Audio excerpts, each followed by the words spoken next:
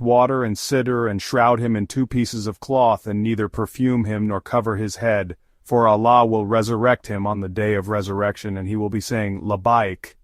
Volume 2, Book 23, number 357, narrated by Ibn Abbas. A man was killed by his camel while we were with the Prophet and he was a muhrim, so the Prophet said, Wash him with water and cedar and shroud him in 2 pieces of cloth and neither perfume him nor cover his head, for Allah will resurrect him on the day of resurrection and he will be saying, Labbaik. Volume 2, Book 23, number 358, narrated by Ibn Abbas. A man fell from his mount and died while he was with the Prophet at Arafat. The Prophet said, Wash him with water and cedar and shroud him in 2 pieces of cloth and neither perfume him nor cover his head, for he will be resurrected on the day of resurrection saying, Labbaik. Volume 2, Book 23, number 359, narrated by Ibn Umar. When Abdullah bin Ubay, the chief of hypocrites, died, his son came to the Prophet and said, O Allah's apostle, please give me your shirt to shroud him in it, offer his funeral prayer and ask for Allah's forgiveness for him. So Allah's apostle, PBUH, gave his shirt to him and said, Inform me when the funeral is ready, so that I may offer the funeral prayer.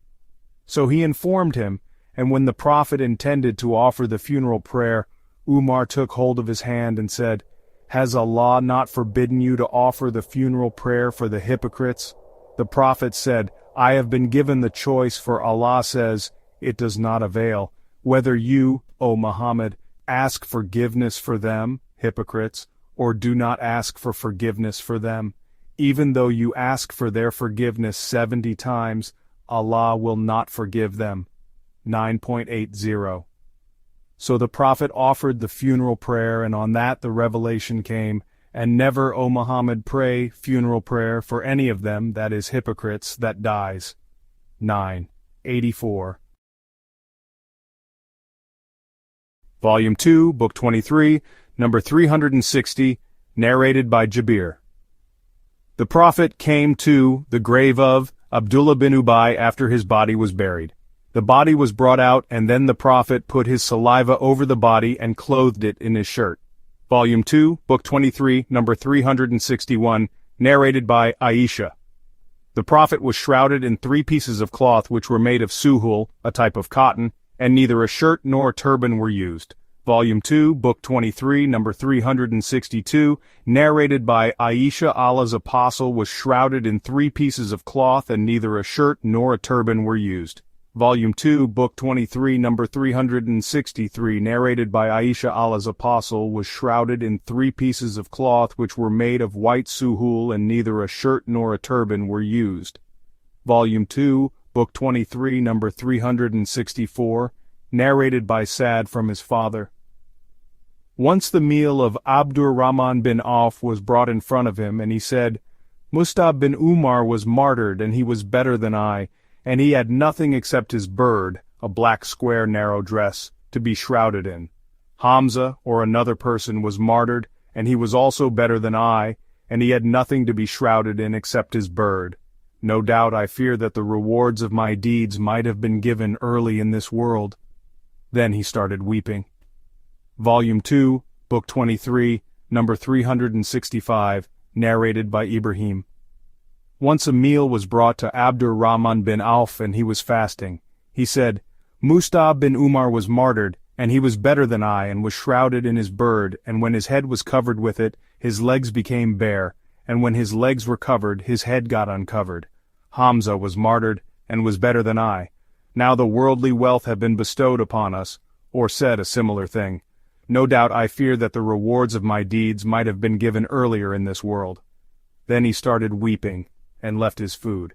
Volume 2, Book 23, number 366, narrated by Kabab. We emigrated with the Prophet, PBUH, in Allah's cause, and so our reward was then surely incumbent on Allah. Some of us died, and they did not take anything from their rewards in this world, and amongst them was Mus'ab bin Umar, and the others were those who got their rewards. Mus'ab bin Umar was martyred on the day of the Battle of Uhud, and we could get nothing except his bird to shroud him in, and when we covered his head, his feet became bare and vice versa. so the Prophet ordered us to cover his head only and to put idkir, a kind of shrub, over his feet. Volume 2, Book 23, number 367, narrated by Saul. A woman brought a woven burda, sheet, having edging, border, to the Prophet. Then Saul asked them whether they knew what is burda.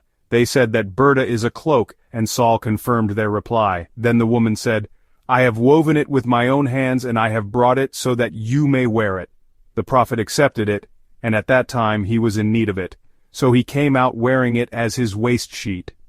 A man praised it and said, Will you give it to me? How nice it is.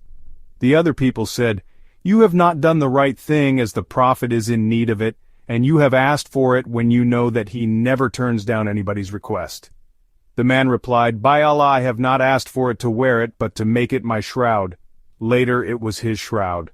Volume 2, Book 23, number 368, narrated by Atiyah. We were forbidden to accompany funeral processions, but not strictly.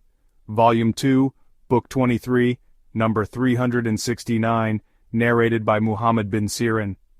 One of the sons of Atiyah died, and when it was the third day, she asked for a yellow perfume and put it over her body and said, We were forbidden to mourn for more than 3 days except for our husbands. Volume 2, Book 23, number 370, narrated by Zainab bint Abi Salama. When the news of the death of Abu Sufyan reached from Sham, Habiba on the third day asked for a yellow perfume and scented her cheeks and forearms and said, No doubt I would not have been in need of this had I not heard the Prophet saying, It is not legal for a woman who believes in Allah and the last day to mourn for more than 3 days for any dead person except her husband, for whom she should mourn for 4 months and 10 days.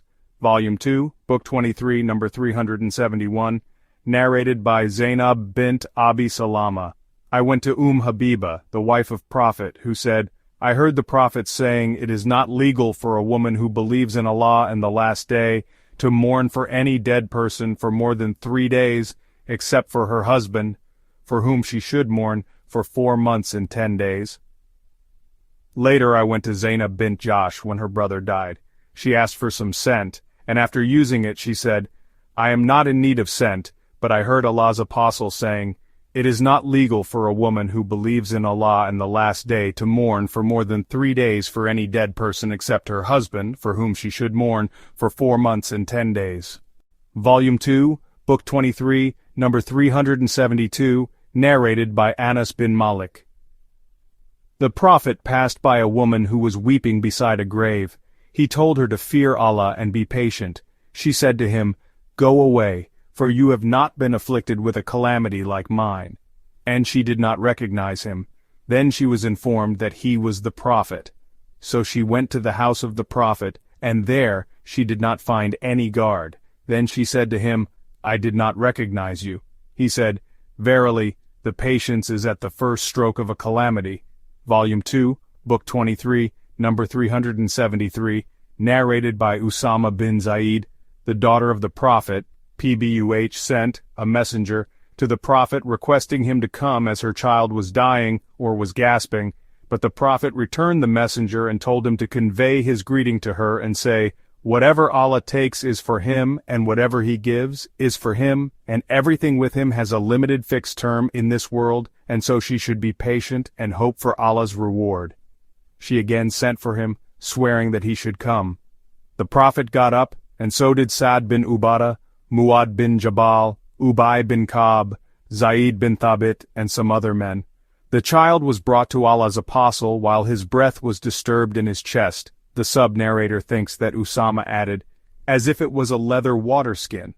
On that the eyes of the Prophet, Pbuh, started shedding tears. Sa'd said, O Allah's apostle, what is this? He replied, It is mercy which Allah has lodged in the hearts of his slaves, and Allah is merciful only to those of his slaves who are merciful to others.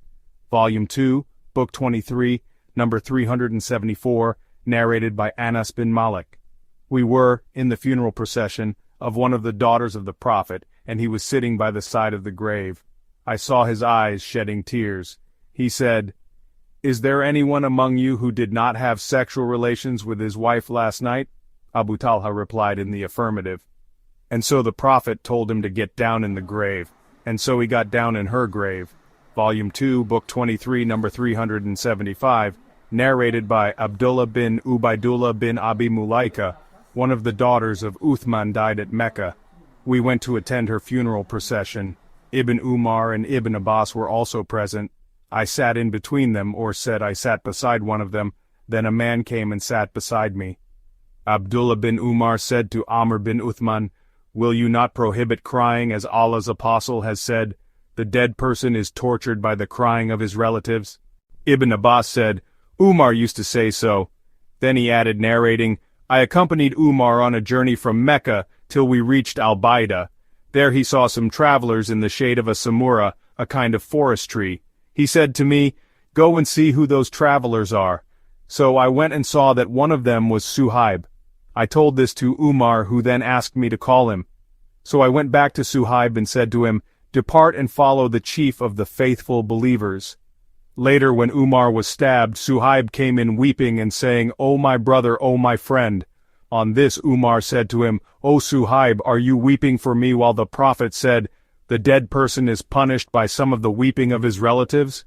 Ibn Abbas added, 'When Umar died I told all this to Aisha, and she said, May Allah be merciful to Umar. By Allah, Allah's apostle did not say that a believer is punished by the weeping of his relatives, but he said, Allah increases the punishment of a non-believer because of the weeping of his relatives.' Aisha further added, 'The Quran is sufficient for you to clear up this point, as Allah has stated, no burdened soul will bear another's burden.' 35.18. Ibn Abbas then said, 'Only Allah makes one laugh or cry.'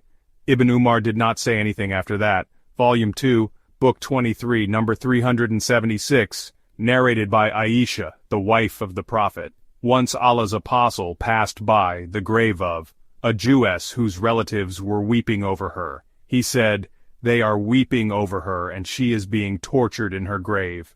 Volume 2, Book 23, number 377, narrated by Abu Burda. That his father said, when Umar was stabbed, Suhaib started crying, 'O my brother.' Umar said, 'Don't you know that the Prophet said, the deceased is tortured for the weeping of the living?' Volume 2, Book 23, number 378, narrated by Al-Mughira. I heard the Prophet saying, 'Ascribing false things to me is not like ascribing false things to anyone else. Whosoever tells a lie against me intentionally, then surely let him occupy his seat in hellfire.' I heard the Prophet saying, 'The deceased who is wailed over is tortured for that wailing.' Volume 2, Book 23, number 379, narrated by Ibn Umar from his father, the Prophet said, 'The deceased is tortured in his grave for the wailing done over him.' Volume 2, Book 23, number 380, narrated by Shuba, 'The deceased is tortured for the wailing of the living ones over him.' Volume 2, Book 23, number 381, narrated by Jabir bin Abdullah. On the day of the Battle of Uhud, my father was brought, and he had been mayhemed and was placed in front of Allah's apostle, and a sheet was over him. I went intending to uncover my father, but my people forbade me. Again I wanted to uncover him, but my people forbade me. Allah's apostle gave his order, and he was shifted away. At that time he heard the voice of a crying woman and asked, 'Who is this?' They said, 'It is the daughter or the sister of Ammar.' He said, 'Why does she weep? Or let her stop weeping.' For the angels had been shading him with their wings till he, that is the body of the martyr, was shifted away. Volume 2, Book 23, number 382, narrated by Abdullah. The Prophet said, 'He who slaps his cheeks, tears his clothes, and follows the ways and traditions of the days of ignorance is not one of us.' Volume 2, Book 23, number 383, narrated by Amir bin Sa'd bin Abi Waqqas. That his father said, 'In the year of the last Hajj of the Prophet, I became seriously ill, and the Prophet used to visit me inquiring about my health. I told him, I am reduced to this state because of illness, and I am wealthy, and have no inheritors except a daughter.' In this narration, the name of Amir bin Sa'd is mentioned, and in fact it is a mistake. The narrator is Aisha bint Sa'd bin Abi Waqqas. Should I give 2/3 of my property in charity? He said no. I asked half. He said no. Then he added 1/3, and even 1/3 is much. You'd better leave your inheritors wealthy rather than leaving them poor, begging others. You will get a reward